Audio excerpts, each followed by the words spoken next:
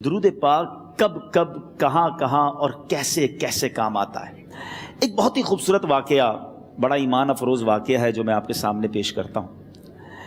ایک دوست نے اپنے ایک دوسرے دوست کو قرض دیا، اور جب اس نے قرض دیا تو وہ قرض ایک بڑی اماؤنٹ تھی، 3000 دینار۔ وہ ٹائم آ گیا جب اس ٹائم وہ قرض لینے کے لیے اپنے دوست کے پاس گیا کہ بھائی مجھے میرے پیسے واپس دو، تو اس نے کہا کہ پیسے تو نہیں ہے میرے پاس، میں کولیپس ہو گیا ہوں، بزنس اب میرا ختم ہو گیا ہے، میں تمہاری رقم نہیں دے سکتا۔ اس نے ایک اور ٹائم دے دیا اسے کہ ٹھیک ہے اب اتنے وقت دنوں کے بعد میں دے دوں گا۔ وہ ٹائم بھی گزر گیا، اور جب وہ ٹائم بھی گزر گیا تو اس کے بعد اس دوست نے کہا کہ اب تو پیسے دے دو بھائی، میرا ٹائم پورا ہو گیا ہے۔ پھر نہ دے سکا ٹائم۔ آخر کار معاملہ جو ہے وہ کورٹ میں چلا گیا، قاضی کے پاس چلا گیا۔ اب قاضی نے جس کو پیسے دینے تھے اس کو بلایا اور کہا کہ بھائی آپ کو اس کے پیسے دینے ہیں؟ کہتا ہے ہاں پیسے تو دینے ہیں۔ تو کہا پھر دیتے کیوں نہیں ہو؟ کہا پیسے ہیں ہی نہیں، کاروبار ہی ختم ہو گیا ہے، قرضہ تو لیا تھا، اب میرے پاس بچا ہی کچھ نہیں ہے۔ تو کہا اچھا اب یہ بتاؤ کہ کب دو گے، کیسے دو گے؟ اس نے کہا بس میرے پاس پیسے ہی نہیں ہیں۔ تو کہا اب تمہارے پاس 30 دن کا ٹائم ہے، 30 ڈیز میں یا تو اس کے پیسے لوٹا دو یا 30 دن کے بعد تمہیں قید کر دیا جائے گا۔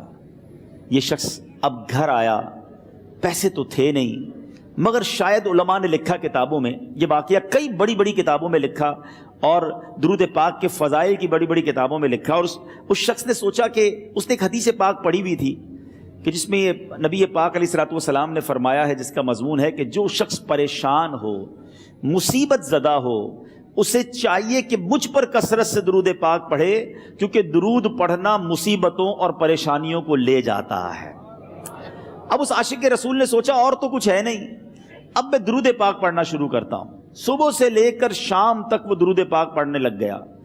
27 دن گزر گئے، only 3 days left، 3 دن باقی تھے قاضی کے پاس جانے میں۔ 27 دن گزر گئے درود پڑھتے پڑھتے۔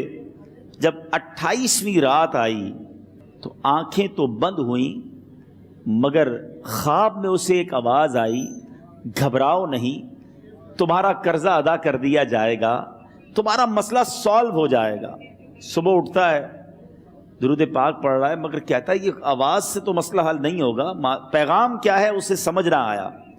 28واں دن گزر گیا، 29ویں رات آ گئی، مگر اب آنکھیں بند ہوئیں اور قسمت جاگ اٹھی۔ نبی پاک صاحب لولاک صلی اللہ تعالیٰ علیہ وسلم خواب میں تشریف لائے، اور پیارے آقا صلی اللہ تعالیٰ علیہ وسلم نے فرمایا گھبراؤ نہیں، علی بن عیسیٰ وزیر کے پاس جاؤ، وہ تمہارا قرضہ ادا کر دے گا۔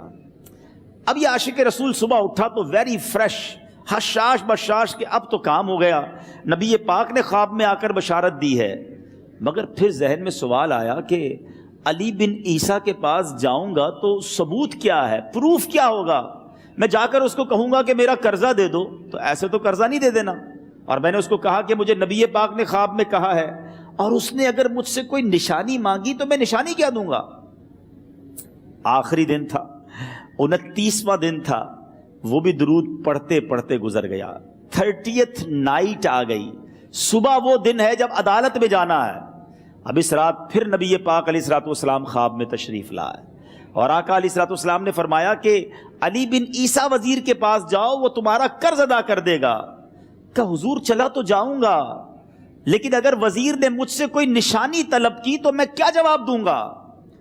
پیارے آقا علیہ الصلوۃ والسلام نے کمال کا ارشاد فرمایا کہ علی بن عیسیٰ سے کہنا کہ تم روزانہ فجر کی نماز کے بعد 5000 بار درود پاک پڑھتے ہو، یہ راز فقط تم جانتے ہو اور تمہارا رب جانتا ہے۔ اب یہ جب صبح اٹھا تو ایک نشانی بھی مل چکی تھی۔ عدالت میں جانے سے پہلے وزیر کے دربار میں پہنچ گیا، اسے یہ ڈر تھا کہ آج پیسے نہ لوٹائے تو سزا ہو سکتی ہے۔ جب وزیر کے دربار میں پہنچا تو وزیر اپنے مشیروں کے ساتھ بیٹھا تھا۔ کہا مجھے آپ سے بات کرنی ہے۔ کہا بتاؤ کیا بات کرنی ہے؟ کہا میں ایک پیغام لایا ہوں آپ کے لیے۔ اچھا کس کا پیغام لائے ہو؟ کہا میں نبی پاک جناب محمد مصطفیٰ صلی اللہ تعالیٰ علیہ وسلم کا پیغام لایا ہوں۔ وہ عاشق رسول وزیر تھا، کہتا بتاؤ میرے آقا نے کیا پیغام دیا ہے؟ کہ حضور میں 3000 دینار کا مقروض ہوں، آج آخری دن ہے اور میرے آقا نے مجھے بشارت دی ہے کہ آپ سے کہوں کہ آپ میرا قرض ادا کر دیجئے۔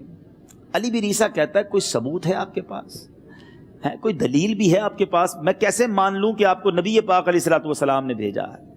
عاشق رسول کہتا ہے خالی ہاتھ نہیں آیا، میرے آقا نے مجھے دلیل بھی عطا فرمائی ہے، مجھے ایک ایویڈنس بھی دیا ہے، اور پروف یہ ہے حضور کہ آپ روزانہ صبح فجر کی نماز کے بعد نبی پاک صلی اللہ تعالیٰ علیہ وسلم کی بارگاہ میں درود و سلام کا نذرانہ پیش کرتے ہیں۔ جب تک 5000 کا عدد پورا نہیں ہوتا آپ اس وقت تک کسی اور سے بات نہیں کرتے، اور اے وزیر صاحب یہ راز صرف آپ کو پتا ہے اور آپ کا رب جانتا ہے۔ اللہ اکبر! وہ وزیر تو جس کو کہے نا جھوم اٹھا، ایسا عاشق رسول وزیر تھا جو روزانہ صبح 5000 درود پڑھتا ہو، اس کی تو عید ہو گئی نا۔ وہ کہتا ہے مرحبا یا رسول اللہ، میرے آقا نے میرے درود قبول کر لیے، اس سے بڑھ کر میرے لیے سعادت کیا ہوگی۔ اب یہ وزیر اپنی سیٹ سے اٹھتا ہے، اپنے کمرے میں جاتا ہے، تھوڑی دیر بعد واپس آ کر اس عاشق رسول کے ہاتھ میں 3000 دینار رکھ کر کہتا ہے حضور پہلے 3000 دینار تو نبی پاک کا حکم کی میں ادب سے بجا لاتا ہوں، میرے آقا نے جو حکم فرمایا یہ 3000 دینار آپ کو پیش کرتا ہوں، حضور ایک اور 3000 دینار لیجئے۔ میرے گھر آپ آئے، اتنی اچھی خبر سنائی، آپ نے قدم رنجا فرمایا، یہ 3000 اس کا نذرانہ ہے، اور ایسا کیجئے 3000 اور لیجئے، اس سے اپنے بچوں کے لیے کچھ چھوٹا موٹا کام شروع کیجئے، اور ایک وعدہ کر کے جائیے آج کے بعد زندگی میں آپ کو جب بھی کوئی کام پڑے میں آپ کا بھائی ہوں، مجھے یہ خدمت کا موقع دیجئے گا۔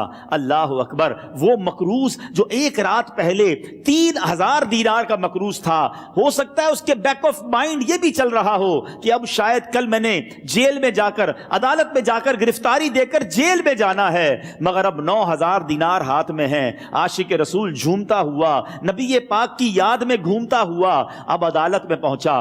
عدالت میں everybody expecting over there کہ آج اس نے آنا ہے اور آ کر کہنا یہی ہے کہ پیسے تو نہیں ہیں، گرفتار کر لو، مگر جا کر اس عاشق رسول نے 3000 دینار جج صاحب کے ہاتھ میں رکھ دیے۔ قاضی کہتا ہے پہلے تو یہ بتاؤ پیسے آئے کدھر سے؟ تم تو کہتے تھے غریب ہوں، تم تو کہتے تھے کاروبار نہیں ہے، ایک مہینے میں اتنی بڑی رقم کا انتظام کیسے ہو گیا؟